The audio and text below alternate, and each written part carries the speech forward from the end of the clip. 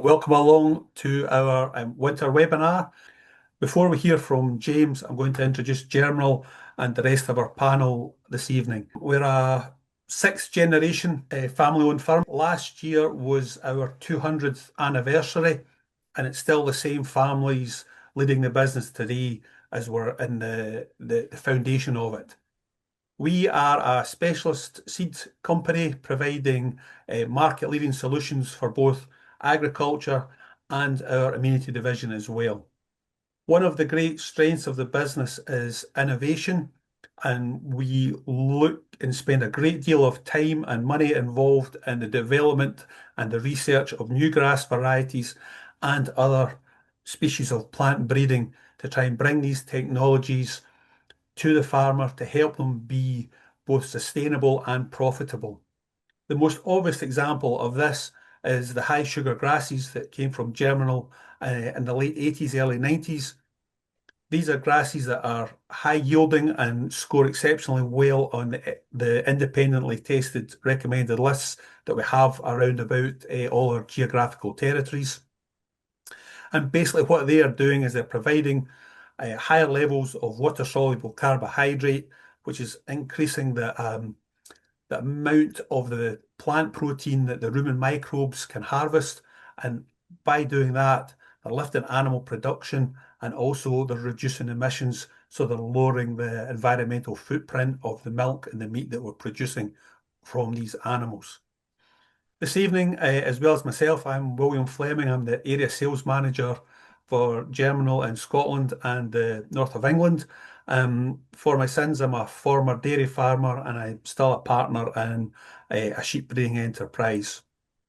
We're also joined by David Little, who's in Germinal Ireland. He's not far away from James, and he's one of the product managers in the north of Ireland, and he's involved in his family's beef farm as well. And lastly, but by no means least, and most importantly this evening, we're joined by James. James's openness and thirst for knowledge has led to his involvement in some of these various projects you see listed on the screen here above. But I'll let him explain a bit more about that in a minute. But first, just a brief resume of what we're hoping to cover tonight. James is going to give us an overview of the very interesting, I would say, and also very unique history of his farm, and all covering some of these points and how that they have helped the family to build a sustainable and profitable beef enterprise.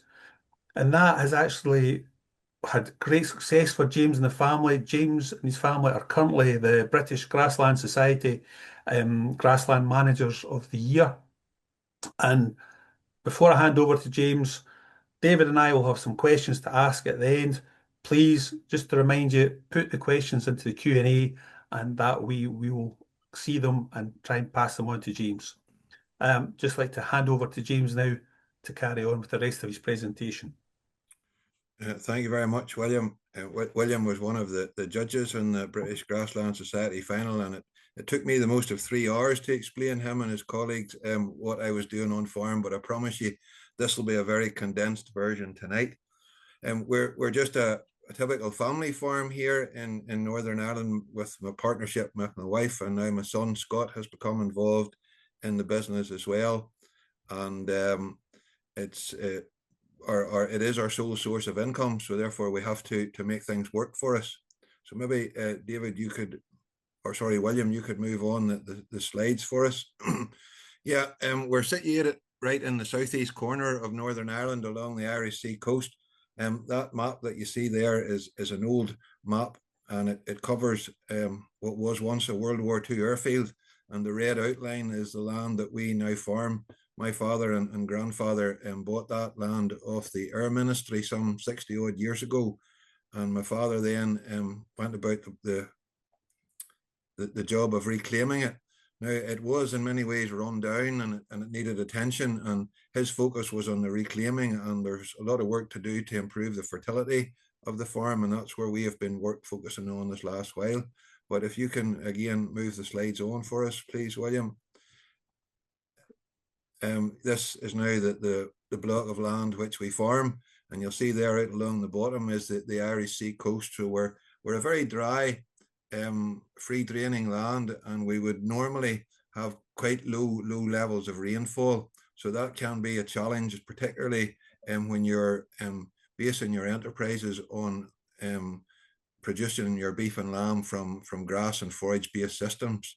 That makes it quite challenging when you're very dependent on the right weather to do that. And if we move again, please, for us, William. Yes, well, hopefully that gives you maybe a bit of a clearer picture there. The Mourne Mountains as a skyline, and our sheep and cattle are grazing there in our paddock grazing systems. And it has something that we have developed, and we'll speak maybe a wee bit more about that as we progress. But if we can move then to the farm profile, and that will hopefully give you an idea, William, of where we are. Yes, we're fortunate in that the land is all in one block, and that lends itself greatly to moving stock around and focusing on our rotational grazing. Two main enterprises of somewhere in around 250 ewes plus ewe lambs. We're currently using a Belclare Alberfield crisscross and put to the Primera and Meatlink terminal sires. Those go into Tesco Sustainable Lamb Group. We're a closed flock in our breeding, apart from ram lambs, and we've been using performance recording. We've been using performance recorded rams all along. Very important if we're trying to manage our system to have stock that will respond to have the potential to thrive on good grassland management.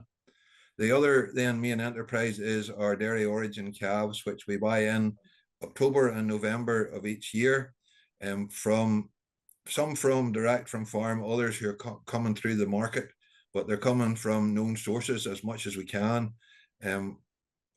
Initially, we focused mostly on the Belgian Blue because we were quite confident that we had ones that were AI bred, high genetics, and now have built up a relationship with a dairy farmer, and he's supplying me Angus and Herefords, and have a couple of other dairy farmers in the market whose calves I pursue, and it has meant a lot of those calves that come in have got the genetic potential behind them, and you'll see there that we aim to finish them anywhere from 20 to 24 months of age, and the focus is again very much, as you see from our farm aims, on efficient production and output and growing and utilizing the grass as best as we can. Break crop there, which is also very important, is our winter barley, and that is a break crop between our reseeds, and it is also very useful when it comes to forage and both that and concentrate in our production. It's all on farm, and that helps to reduce our carbon footprint. Maybe we could move on again then, please, William. Yeah, I suppose as I said earlier, the land had probably much in need of attention because of a number of years from which it lay and wasn't getting attention, and my father wasn't. He concentrated on the reclaiming, but we have over the last number of years made a concerted effort to improve the fertility. Most all of our fields are up now as far as phosphate levels are concerned at index 2 and potash at index 2+. And again, we've also, very importantly, our pH is 6 to 6.5 as well. So that is a very important basis for growing our grass and our various other crops as well. Again, if we can move on to the next slide, please. Yeah, it said there in the opening slide that we're involved in the grass check program, and we've been measuring grass now for 7-8 years in that program, and that's been a very important factor. We were also some 10 years ago, our department here, the advisory service, set up business development groups, and we became involved with that.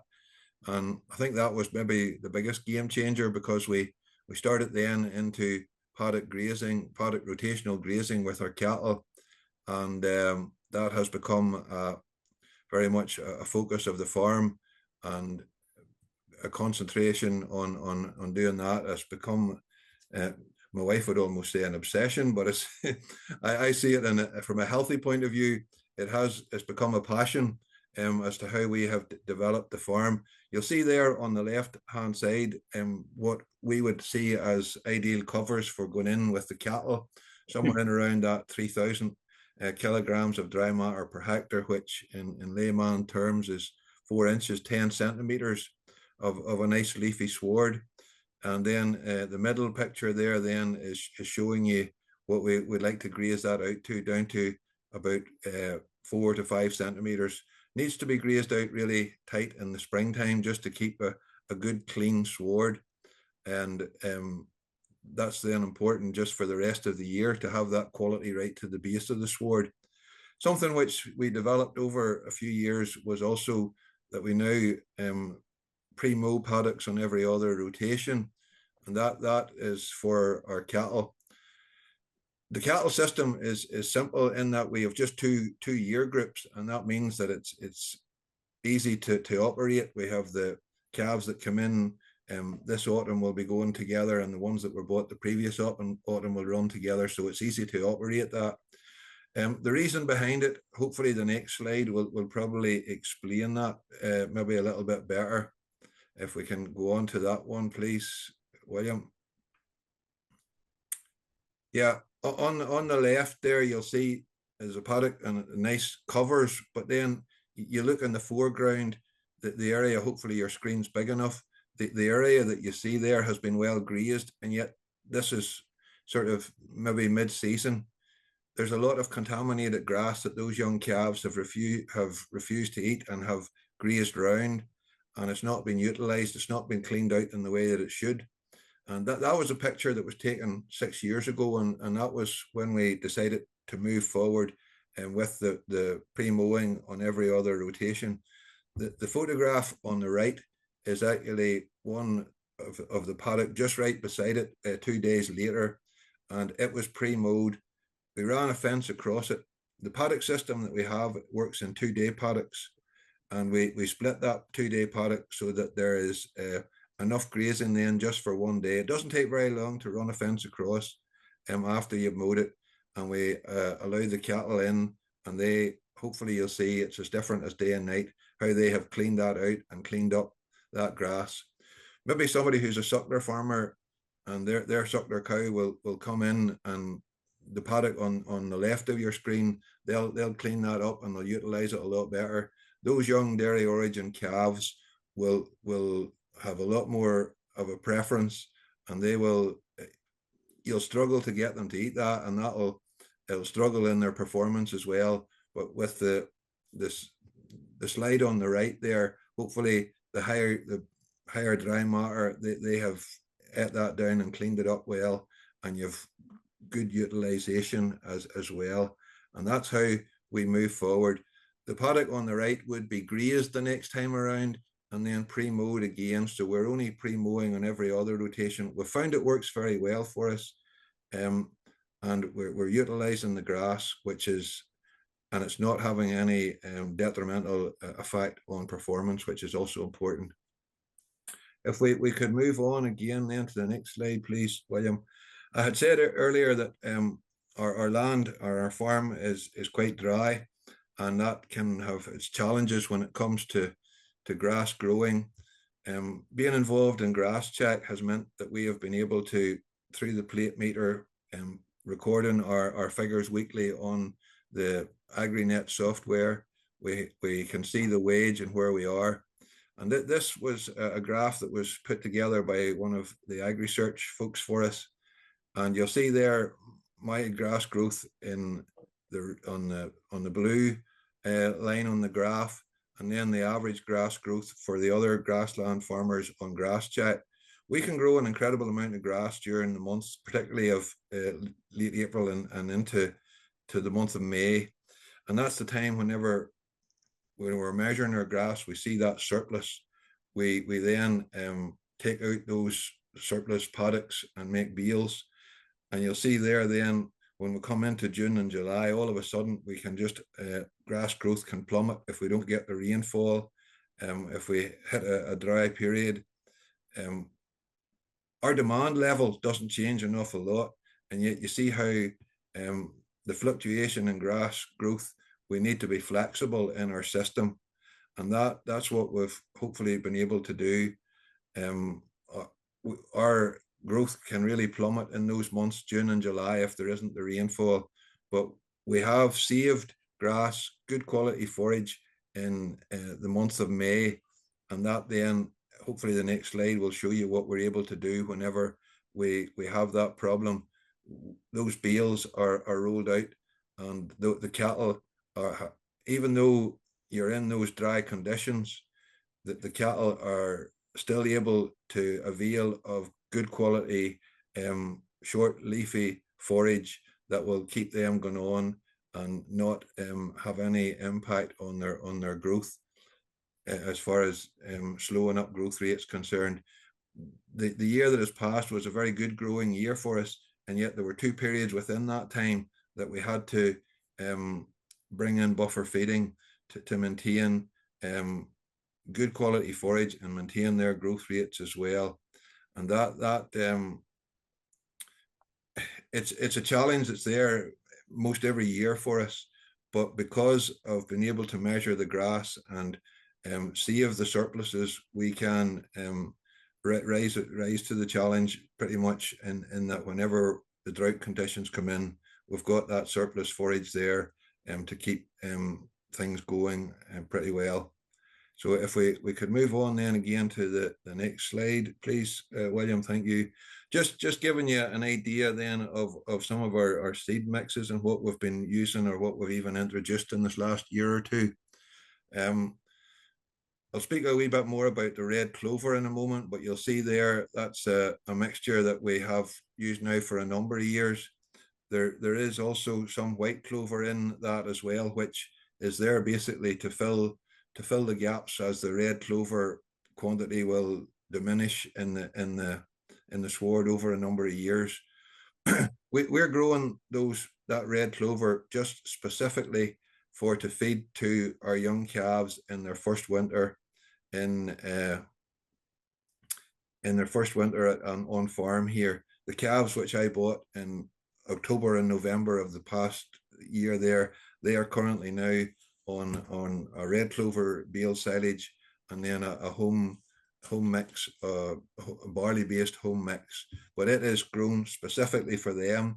Again, it's grown just on fertilized with some slurry between cuts, no need for nitrogen fertilizer, but it has certainly proven, and you'll see an analysis maybe in a moment or two, it has proven to be a very useful forage for those young calves. They are thriving really well on just 2 kilos of concentrate and ad lib clover silage, so that has worked well for us.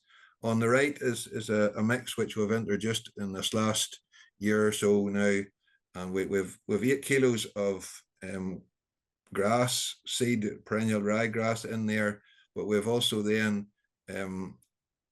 added 3 kilos of herbs, 2 of plantain and 1 of chicory, and then we've also 3 kilos of clover in that multi-species mix, 2 kilos of the red and 1 kilo of white clover. And that's moving forward, that's the way we plan to do our reseeds. The plan would be that mix would work as a multi-species sward for 2 years, and then by year 3, well, the chicory and the red clover will probably be first to diminish, but by year 3 it then will become a sward which we will fertilize and use for cutting and grazing for the cattle.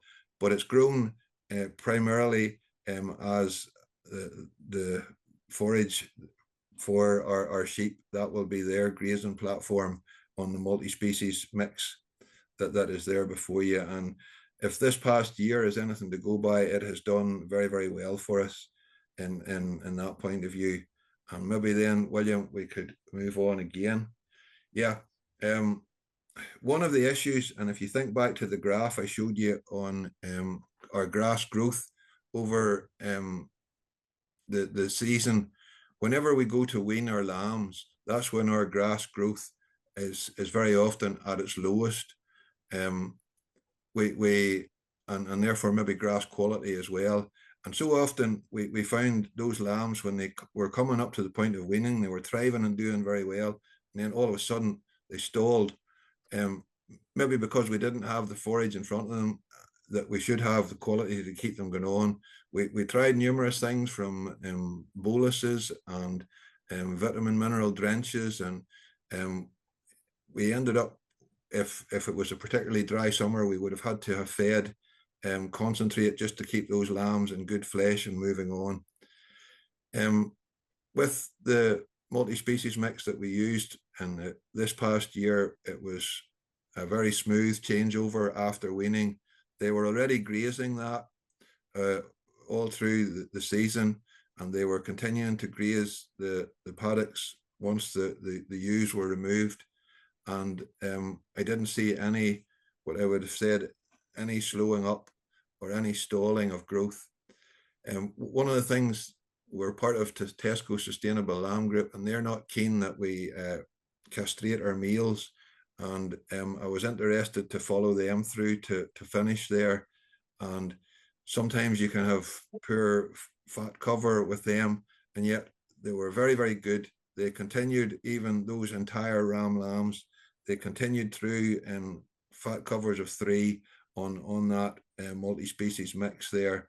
So if it's anything to go by, that will be something which is going to, it basically, it solved a problem for us, as far as I can see anyway, and I hope long may it continue, because we were really struggling and frustrated that we had good thriving lambs right up into weaning, and then we had difficulty just being able to keep them going on. But that has made a big difference.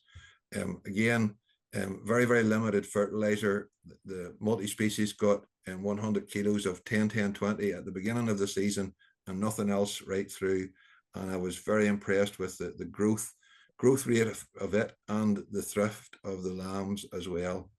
And it's lovely to be able to look at that and say, well, we were able to finish all those lambs after they were weaned off a grass, or a forage-based system, without any need for concentrate. If we could move on again then, please, William, to our next slide. Just before we move on, James, I think I would just like to echo your comment about those lambs. Having seen them last summer, they were an absolute picture, and you could see they were absolutely bouncing and thriving on that multi-species mix that you had in. They were an absolute credit. Yeah, well, I was very pleased with it, and that's why we're following that along now. I suppose one of the things that has been important to us as we've developed the grass, the forage-based system, is the importance of making good quality silage. Now, dairy farmers will look at that and they will want something somewhat even maybe better than that. But we're aiming that grass silage for our dairy origin calves in their second winter. They will be stored over, aiming to do about 0.5 to 0.7 kilos per day without any concentrate. So with 36% dry matter there and 15 protein, D value of about 70, that there will be more than sufficient to do that. So whilst it's important to grow good forage, it's also then important to have the right forage over the winter as well, and that's been something which we haven't taken our eye off as well. So if we could then go on to the next one, please. Yeah, I did mention to you just about the red clover there, and that's an example. that analysis was done through a wet chemistry analysis, and I know one of the things that I've heard different people say is red clover silage is feeding better than it's actually analyzing, and maybe that's the challenge that has to be faced. Somebody within the industry can come up with a really accurate means of analyzing, but you'll see there a good high protein content, and that has helped us reduce somewhat the protein that we've had to put into the home mix. And those young calves are at this moment in time on 2 kilos of barley-based concentrate and the red clover silage, and they will do a nice steady 0.9 of a kilo over the winter. We're not pushing them with regards to concentrate. We're just giving them that level, and the red clover silage is grown specifically for them. And then we will reduce the concentrate a little bit before turnout, but that's the aim, and that's the reason for growing it. I suppose one of the reasons we were growing it as well was that we would take maybe 2 cuts of it and then have red clover to finish the lambs on. But actually, if last year's anything to go by, they were on the multi-species mix and they didn't need the red clover silage or the aftermath to finish lambs. So we ended up taking 4 cuts off some of it. So we're going to even maybe be able to reduce that acreage just because we're able to finish the lambs from the multi-species mix. But certainly I'm very pleased with how the stock have performed in that. Just only fertilizer it gets is about 2,000 gallons of slurry between cuts, and no need for nitrogen fertilizer at all. So again then, William, I think maybe there's 1 or 2 more slides. Yeah, I think this may be the last slide, and maybe this will sum up just the direction of travel we have been on as a farm. I said to you at the beginning, we were in part of business development groups since about 2016. This is a graph that one of my advisors, who's big into statistics, drew up for a webinar I took part in one night. And it may be a little bit dated, but hopefully it will show you the impact of the change in our system and our change in focus from 2016. You'll see there on the blue line, which is the gross margin per hectare, which rose and has continued to rise from that time. You'll see then the grey line, and that covers the number of stock that we had on the same grazing platform, and that rose, and it's continued to rise again and since that graph was done. And then the other one is maybe the most important one. You'll notice as well that the red or orange line on the graph, that covers the concentrates fed per head to those young calves from they arrive on farm until they're finished. Back in 2016, we were feeding 12 to 1,300 kilograms, 1.2, 1.3 tons. We're down now somewhere in around 400 kilos of concentrate to the animals on their time from they arrive on the farm until they're finished. And you know, that if you're looking at that from say 90 head, that can be 60, 70 ton of concentrates that have been taken out of the equation annually. And hopefully that's been done by better grassland management and improved utilization of that grass as well. The thing is, you know, we're a small family farm, and that has, you know, that tonnage means quite a lot when it comes to profitability when you've taken that out of the equation. But hopefully that will have given you some idea there of where we are and what we've been doing on farm over this last number of years. Thanks, James. I think before I move on, I think this last slide that you've got up here to me is an incredibly powerful one about the potential that farms have if they focus on the basics and the utilization of their homegrown forage. It has been a tremendous turnaround in the space of that 4 or 5 years there, and that graph really illustrates it tremendously well. Just before we close, the research and the work that the Germinal Horizon part of our business has been involved in with the high sugar grasses, breeding clovers, etc., and also the interest that has been had for multi-species has been part of the driver behind our launch of our Climate Smart range when we're looking and aiming all for productive sustainability. It was really great to see James's slides there that were all filled with arbor grasses, which was really nice for us, for David and I. But the clean range there, that's all about the high sugar grasses and looking to reduce emissions. With the Thrive there, which is based around the multi-species mixtures, the likes of the one that James had up on the right-hand side of his slide. The Adapt ones, they're all about plant resilience, different rooting levels. And then the Capture ones, that's all about utilizing legumes and fixing as much of that atmospheric nitrogen as possible. James mentioned there his red clover lays, only getting 2,000 gallons of slurry between cuts. Fantastic saving and how you can produce forage and also lift your gross margins.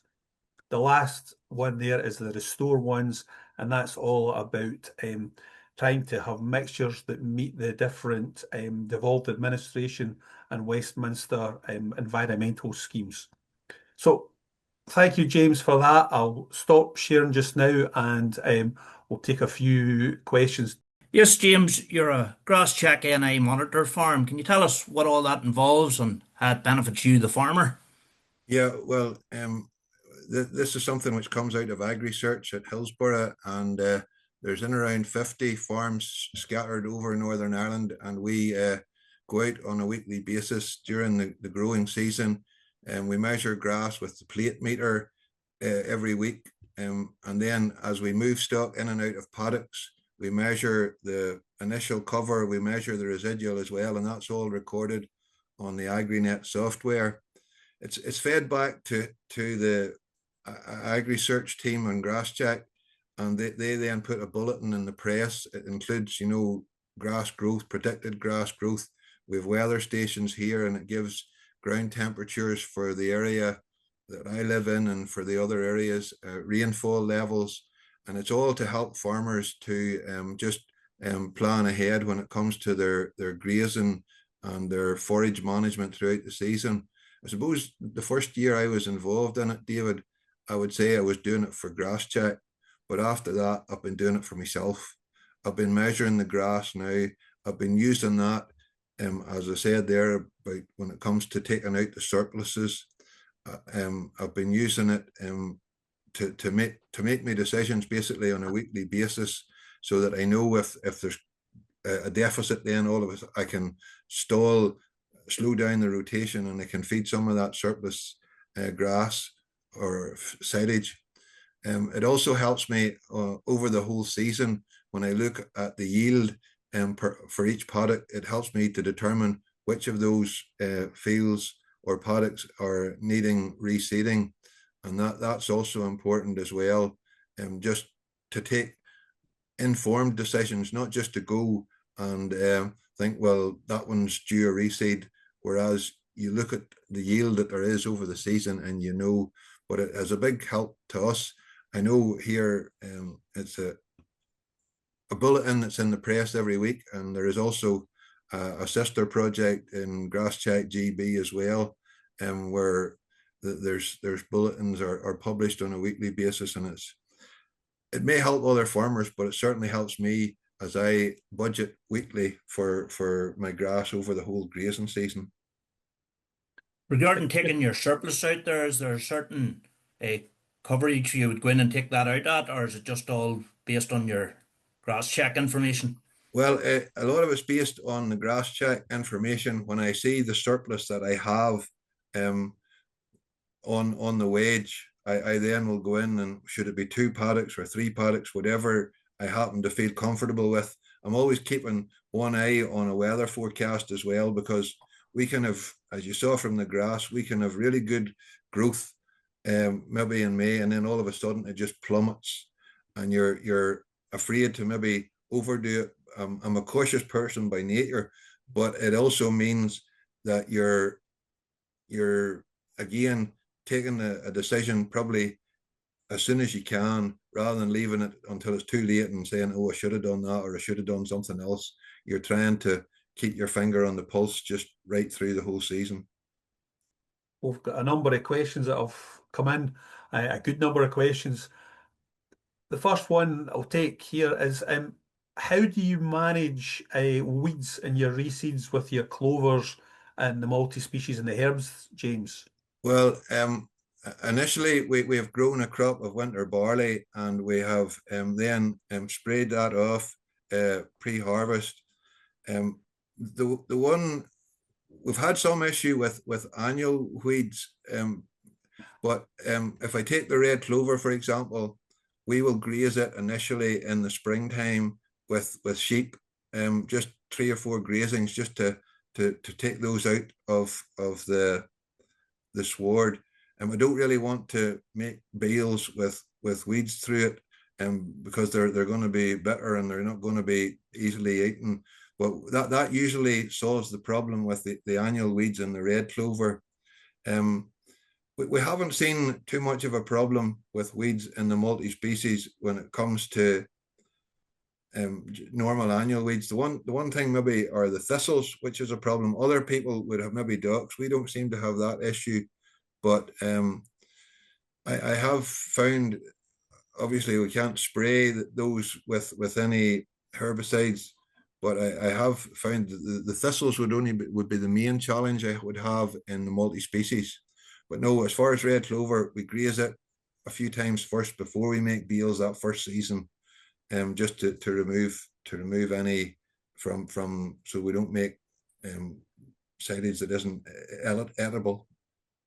And Regarding management of your multi-species swards, are you doing anything there to aid persistency of the herbs and red clover? Well, we're not grazing it down too close, David. In comparison to our grazing swards, we're leaving a good cover, so that we don't take the crown out of either the red clover or the chicory. If we graze those too tight, they'll not last in the sward as long. So we're very careful there as to not graze them too tight. And I think I've watched a lot of webinars and a lot of things about the red clover, or the multi-species. And the best advice that I saw was, when you think you should move them out of it, you should have moved them the day before. Basically, don't leave them too long. And that suits well whenever you're trying to finish lambs. You're not making them, graze things down tight and to slow up their growth rates. You're keeping them moving, you're keeping them on a good fresh bite, and that works well. Again, it's the same with the red clover. Don't mow it too close. Whenever you're mowing it off, or you'll do the same damage with the crown as well. So that's important. And the less traffic on the red clover silage, the better. We have started raking it up with low revs and before baling now, because it means that we're less traveling on the ground, because the more traffic on the same tracks is again going to potentially damage your red clover plant as well. You notice it particularly at the headlands. You're not going to have the red clover there that you would have in the rest of the fields, because of your mower and your baler and everything turning. So as little traffic as you can, if possible, from that point of view. Yeah, that seems to be working for you, James, having seen a red clover lay that was at the end of its 4th year and you were threatening to take it out, and yeah, myself and the other judges were saying that's looking tremendous. But anyway, another question that's come in, does your grass growth slide that you showed in your grass check graphs there, does that include the yield of the multi-species swards? And are you plate metering your multi-species swards? No, that is the grass, the grazing swards. That slide is. We're not plate metering the multi-species just because a plate meter, I don't think, is going to give you an accurate reading. You would have to go out with your clippers and your quadrat and to cut and weigh, I think, to get your accurate measurement. It's not something that I have done. It was just don't have the time to do that. But I'm certainly impressed with the yield. I would love to be able to say what my yield is for the multi-species in comparison. And yet the other side of that is maybe it's not fair to compare 2 different systems where you have 2 different residuals. And the multi-species has a greater potential for regrowth because it has more leaf there to start with. But no, that slide does not include the multi-species. And ideally, the system we would need to be cutting and weighing to get an accurate measurement for it. Maybe that's something we'll have to aim for next year. Just following on from about the multi-species, James, there's a question. Have you any comment on wormer use in your lambs since you've been using multi-species? Yeah, well, I've noticed where we do fecal egg counts there from time to time, and there has been some reduction. When I look at the makeup of the multi-species that I have currently, we have 2 kilos of plantain and only 1 kilo of chicory, and I'm thinking of reversing that around to put in more chicory than plantain. That might help on that side of it as well. I don't know what you can say as the experts on that, but that's what I'm toying with doing. And when I get the next mixture, is just swapping those two over. But yes, there has been some improvement. Perhaps if I had more herbs in the mix, I would see a greater reduction in the need for using wormers. Yep. One of your farm aim is to grow and utilise more grass. How do you hope to achieve that in such a dry, free draining soils? Well, I suppose, David, that is whenever it's growing and jumping out of the ground, that we are conserving the surpluses. And, rather than turning stock into covers that are way over and beyond that 3,000 kilograms of dry matter per hectare, and the stock going in and lying on it and dirty in it, we're still trying to keep them going in at the right covers and taking out the surplus, so that then whenever we don't have the grass during those summer months, we still have the forage there to provide them with. I've heard different people say too that because of the paddock system, you actually have a more resilient plant than what you would if you were set stocking. Just because you're actually allowing that grass plant to grow and develop, whereas with the set stocking, every time the leaf sticks its head up, somebody comes along and nips it off, where you hopefully you have a better. And I certainly have found at times that whenever we are coming into a drought period, the grass plant seems to be more resilient than what it had in the past with set stocking. It takes that little bit longer before the drought or the dry period has any impact on it. And did you find your multi-species last summer in the dry period was performing better than your grass swords? Yeah, well, it very much was. And then again, you have that deep rooting, which is going to help. It's going to help to improve the organic matter within the soil, something which our free draining ground really needs. It needs to have a higher. That's one thing that has been low on the farm. Those sandy type soils, with the deep rooting, you're going to improve the organic matter, as well as the potential for that to reach to work its way through the drought period. And now we had a very good growing season last year, so it'll be interesting whenever the challenge of real dry weather comes, how particularly those herbs and that will perform. But it certainly has filled the gap that we had whenever we weaned our lambs and we're wondering what we're going to feed them on. We don't have that concern at the moment. Another couple of questions here.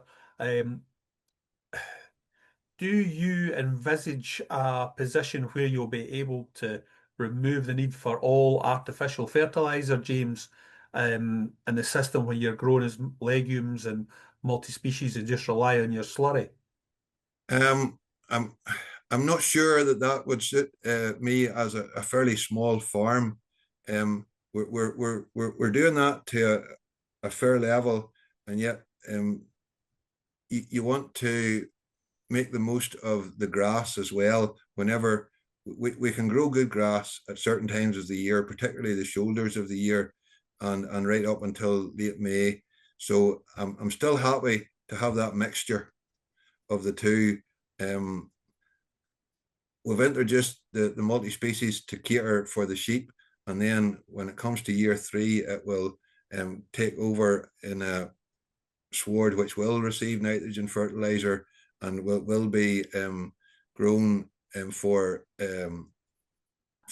silage as well. So unless I was going down, I don't really see the need to go down that road for red clover, because the store cattle don't really need that high protein silage, where the grass will do them. So I'm happy with the mixture, if that answers the question, to work through both.